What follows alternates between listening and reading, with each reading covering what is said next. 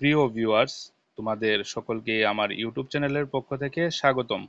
তো তোমরা কেমন আছো? আশা করি সকলেই ভালো আছো। তোমরা যারা যারা JRBT group D, special executive TRBT পরিচালিত টেট এবং আমাদের Tripura police constable, jail police, Tripura fire সার্ভিসের চাকরির প্রত্যাশী ভাই বোনেরা আছো, তোমাদের জন্য আজকের ভিডিওটা খুবই গুরুত্বপূর্ণ হতে চলেছে। তো তোমরা ভিডিওটা সম্পূর্ণ দেখবে এবং ভিডিওটা সকলের মধ্যে শেয়ার করে দেবে এবং তোমরা চ্যানেলটা সাবস্ক্রাইব করে পাশে থাকবে। তোমাদের সাহায্য একান্তই প্রয়োজন। এবং আমি তোমাদের সাথে আজ তোমাদের যে নিয়োগ প্রক্রিয়া আছে সেই নিয়োগ প্রক্রিয়া নিয়ে আজ আলোচনা করব। আমাদের যে কয়েকদিন আগে একটি সংবাদ মাধ্যমে কিছু তথ্য বের হয়েছিল যে আমাদের নিয়োগ প্রক্রিয়াগুলো আগস্টেই সম্পূর্ণ করা হবে। এই নিয়োগ প্রক্রিয়াগুলো নিয়ে যে কথা বলা হয়েছিল যে আগস্টেই সম্পূর্ণ করা হবে এবং আমাদের যে Tripura jail police, fire service, police constable এগুলো নিয়ে যে নতুন বোর্ড গঠন করা হবে, এই বোর্ড গঠনটা যখন হবে তখন আমাদের নিয়োগ প্রক্রিয়াগুলো নিয়ে কতটুকু ফলপ্রসূ হবে আমাদের চাকরির প্রত্যাশী ভাই বোনেদের এবং এই যে আমাদের আগস্ট মাসে রেজাল্ট দিয়ে দেওয়া হবে এবং বাকি প্রসেসগুলা সম্পূর্ণ করা হবে সেগুলা কতটুকু সত্য বা তো এই তথ্যগুলা যে উঠে এসেছে এই তথ্যগুলা যে কতটুকু সত্যি আগামী দিনে আমাদের বেকার ভাই বোনেদের জন্য হতে চলেছে এবং কতটুকু ফলপ্রসূ হতে চলেছে এগুলা নিয়ে বিস্তারিত আলোচনা করব। তো আবারও তোমাদের কাছে অনুরোধ, তোমরা ভিডিওটা সম্পূর্ণ দেখবে এবং ভিডিওটা সকলের মধ্যে শেয়ার করবে, এটা তোমাদের কাছে একটা অনুরোধ। প্রথমে আমি বলে নিই, আমাদের টিআরবিটি পরিচালিত টেট পরীক্ষায় উত্তীর্ণ 2022-এর প্রার্থীরা তারা কিন্তু প্রতিনিয়ত টিআরবিটির সাথে যোগাযোগ করেছে এবং তাদেরকে টিআরবিটি বলেছিল যে 4 জুনের পর নাকি তাদের অফার লেটার দেওয়া হবে যারা যারাই উত্তীর্ণ হয়েছে 361 জন। কিন্তু বর্তমানে আমরা দেখতে পাচ্ছি যে 4 জুনের পর আজকে 25-26 তারিখ চলে এসেছে, কিন্তু তাদের যে অফার লেটার দেওয়ার কথা সেটা কিন্তু এখনো শুরু হয়নি বা 361 জন যে উত্তীর্ণ হয়েছিল তাদের মধ্যে কেউই এখনো পর্যন্ত অফার লেটার পায়নি। সাথে আমাদের জিআরবিটি কর্তৃপক্ষরাও বলেছিল 6 জুনের পর নাকি তাদের রেজাল্ট নিয়ে কোনো কিছু ভাবা হবে বা এই রেজাল্টটা পাবলিশ করা যেতে পারে 6 জুনের পর। তখন আমাদের লোকসভা ইলেকশন চলছিল, তখন সময় এই কথাগুলো কিন্তু বলেছিল জিআরবিটি কর্তৃপক্ষ। কিন্তু আজকে 4 জুনের পর আজকে 24-25 তারিখ হয়ে যাচ্ছে, 20-21 দিন হয়ে যাচ্ছে, কিন্তু তাদের যে রেজাল্ট দেওয়ার কথা সেটা কিন্তু এখনো উঠে আসেনি। সাথে আমাদের ত্রিপুরা পুলিশ কনস্টেবলও ছিল, তাদেরও রেজাল্ট আটকে রয়েছে। ফায়ার সার্ভিস আছে, তাদেরও রেজাল্ট আটকে রয়েছে, সেগুলোও কিন্তু আটকে রয়েছে। সেই চাকরিগুলোর রেজাল্টও কিন্তু এখনো দেওয়া হচ্ছে না। এবং সাথে আমাদের যে স্পেশাল এক্সিকিউটিভ খুব সংখ্যায় এখানে বা অনেক বড় সংখ্যায় বা বেশি মাত্রায় কিন্তু এখানে বেকারদের নিয়োগ করার কথা ছিল আমাদের স্পেশাল এক্সিকিউটিভে, সেই জায়গায় কিন্তু দেখা যাচ্ছে আমাদের যে নিয়োগ প্রক্রিয়া সেটা কিন্তু 3 বছর ধরে আটকে আছে। যে স্পেশাল এক্সিকিউটিভ নিয়োগ প্রক্রিয়া সেটাও বলা হয়েছিল যে আগামী কয়েকদিনে, একটা সংবাদ মাধ্যমে উঠে এসেছিল যে কয়েকদিনের মধ্যে এই নিয়োগ প্রক্রিয়াগুলো সম্পন্ন করা হবে। কিন্তু বা এই নিয়োগ প্রক্রিয়া সম্পর্কে আমাদের বর্তমান সরকার নাকি ভাবছে, কিন্তু বর্তমানে আমরা এগুলা দেখছি যে এই নিয়োগ প্রক্রিয়াগুলো নিয়ে কেউ কিছু বলছে না এবং এই নিয়োগ প্রক্রিয়াগুলো কবে হবে সেইগুলোও কিন্তু বলছে না, একদম চূড়ান্ত সিদ্ধান্ত নিচ্ছে না এই নিয়োগ প্রক্রিয়া সম্পর্কে। তো এখন উঠে এসেছে আগস্ট মাসে এই নিয়োগ প্রক্রিয়াগুলো সম্পন্ন করা হবে। তো প্রথমে তোমাদেরকে বলা হয়েছিল যে জুন মাসে নাকি দিয়ে দেওয়া হবে বা 6 জুনের পর, 4 জুনের পর, এইগুলা কিন্তু বলা হয়েছে। এখন আবার বলা হয়েছে যে আগস্ট মাসে। তো আগস্ট মাসেও যে দিয়ে দেবে সেটা কতটুকু সত্যি সেটা তোমরা বুঝতে পারছো। আগেও একবার বলা হয়েছে, এখন আবার বলা হয়েছে তোমাদেরকে আগস্ট মাসে দিয়ে দেবে। আর আগস্ট মাসে জানো তোমরা কি আছে, একটা পঞ্চায়েত ইলেকশন আছে। তো এই পঞ্চায়েত ইলেকশনের জন্য তোমাদেরকে কি দেওয়া হচ্ছে, একটা ললিপপ দেওয়া হচ্ছে। আগেও তোমাদেরকে বলা হয়েছিল কিন্তু দেওয়া হয়নি। তো তোমাদের একবার পুনরায় প্রতারণার শিকার হতে হয়েছে, বিভ্রান্তির শিকার হতে হয়েছে। তোমরা রাস্তায় নেমেছো, আন্দোলন করেছো, তারপর এখন তোমাদের এই আন্দোলন দেখে এখন আবার আগস্টে অফার দেওয়ার বা মেরিট লিস্ট দেওয়ার কথা উঠে এসেছে। সেটা প্রত্যেকটা চাকরির জন্য উঠে এসেছে, সেটা জিআরবিটি বলো, সেটা টিআরবিটি বলো, স্পেশাল এক্সিকিউটিভ বলো। এই 3টা চাকরি তারা কিন্তু মূল বিষয় ধরে কিন্তু বলেছে এই 3টা চাকরির কিন্তু রেজাল্ট আগস্ট মাসে দিয়ে দেওয়া হবে, অফার দিয়ে দেওয়া হবে। কিন্তু এইগুলা কিন্তু অনেক আগে থেকেই বলা হচ্ছে, অনেক আগেই বলা হচ্ছে, এটা 2-3 বার এরকম কথা বলা হয়েছে, কিন্তু এই নিয়োগ প্রক্রিয়া সম্পর্কে কোনো ধরনের মেরিট লিস্ট, কোনো ধরনের রেজাল্ট সম্পর্কে কোনো তথ্য উঠে আসেনি এখনো পর্যন্ত আমাদের বেকার ভাই বোনদের স্বার্থে।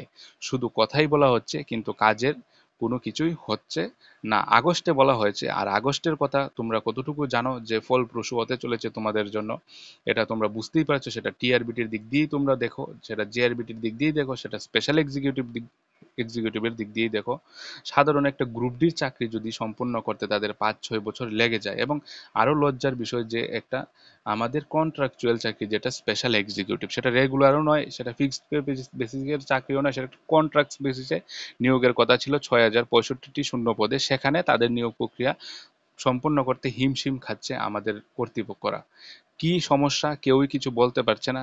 সেটা কন্ট্রাক্ট বেসিসে 3 বছরের জন্য নিয়োগ হবে, সেটা পর্যন্ত সম্পন্ন করতে তাদের অসুবিধা হচ্ছে। সেই জায়গায় নাকি তারা রেগুলার পদে আরো শূন্য পদে নিয়োগ করবে, সেই রকমের বিজ্ঞপ্তিও তারা কিন্তু বের করেছে দিনের পর দিন। কিন্তু এই নিয়োগ প্রক্রিয়া এখনো সম্পূর্ণ হচ্ছে না। তোমরা দেখতে পাচ্ছ তোমাদের মধ্যে যারা চাকরির প্রত্যাশী বেকার ভাই বোনেরা আছে, তাদের প্রতিদিনই কিন্তু প্রতারণার শিকার হতে হচ্ছে, বিভ্রান্তির শিকার হতে হচ্ছে, মানসিক অশান্তির শিকার হতে হচ্ছে। প্রতিদিন তাদেরকে এক একটা সমস্যার সম্মুখীন হতে হচ্ছে। আমাদের যে বেকার ভাই বোনেরা আছে, চাকরির প্রত্যাশী ভাই বোনেরা আছে, সেই শুধুমাত্র নিয়োগ প্রক্রিয়া নিয়ে। এবং সাথে করে আরো বলা হয়েছে আমাদের ত্রিপুরা জেল পুলিশ এবং Tripura police constable, Tripura fire service, এই যে নিয়োগ প্রক্রিয়াগুলো আছে এইগুলা নিয়ে নাকি নতুন করে বোর্ড বা কমিটি গঠন করা হবে। কেন? পুরনো বোর্ড বা কমিটি কি হয়েছে তোমরা বুঝতেই পারছো, এগুলাতে নিশ্চয়ই কোনো দুর্নীতি হচ্ছে। সেই জন্য কিন্তু এই বোর্ডগুলা চেঞ্জ করা হবে। এগুলা প্রমাণিত হচ্ছে দিনের পর দিন। এগুলা বলার কারণ কি? এখন এখন বেকারদের সামনে এগুলা বলার কি? যখন একটা চাকরি বা একটা নিয়োগ প্রক্রিয়া বের করা হয়, তখনই তো এই সিদ্ধান্তগুলো নেওয়া হয় যে একটা বোর্ডের মাধ্যমে এই নিয়োগ প্রক্রিয়াগুলো স্বচ্ছ মাধ্যমে সম্পন্ন করা হবে। কিন্তু এইগুলা না করে তারা এখন নতুন করে বোর্ড গঠন করছে, আবার পুরনো বোর্ডগুলোকে বাতিল করছে, নতুন বোর্ড গঠন করছে। সেই দিক দিয়ে আমাদের বেকারদের সময় নষ্ট হচ্ছে, তাদের বয়স উত্তীর্ণ হয়ে যাচ্ছে। তাদের বয়সের গুরুত্ব বা এই সময়ের গুরুত্ব কে দেবে? কেউ দায় নেবে? এই সময়ের যে একটা দাম আছে সেটা কেউ নেবে? কেউ নেবে না, বা কেউ দিচ্ছেও না এখন পর্যন্ত এই সময়ের দাম। শুধুমাত্র তাদেরকে প্রতারণার শিকার হতে হচ্ছে, এবং তাদেরকে আরো পিছনের সারির দিকে ঠেলে দেওয়া হচ্ছে। দিন দিন কম্পিটিশন বাড়ছে, কিন্তু তাদের যে একটা স্বার্থ, তাদের যে একটা উজ্জ্বল ভবিষ্যৎ, সেটা কিন্তু দেখা হচ্ছে না। আমাদের বেকার ভাই বোনদের কিন্তু তুচ্ছ বলে মনে করা হচ্ছে। এই বোর্ড গঠন তোমাদের জন্য কতটুকু ফলপ্রসূ হবে সেটা তোমরা বুঝতেই পারছো। এটা বলা হয়েছে আগস্ট মাসে রেজাল্ট দেওয়ার পর নতুন বোর্ড গঠন করে তোমাদের বাকি প্রক্রিয়াগুলো সম্পূর্ণ করা হবে। পুরনো বোর্ডে দুর্নীতি হচ্ছে বলেই এই নতুন বোর্ড তৈরি করা হচ্ছে। নতুন বোর্ডেও যে সবকিছু স্বচ্ছ মাধ্যমে হবে সেটারও কোনো গ্যারেন্টি এখনো দিতে পারছে না। এটাই বোঝা যাচ্ছে, কারণ এরকম যদি স্বচ্ছ মাধ্যমেই হতো সবকিছু, তাহলে নতুন বোর্ড গঠন করার কোনো প্রয়োজনই হতো না। এটা বোঝাই যায় এখান থেকে।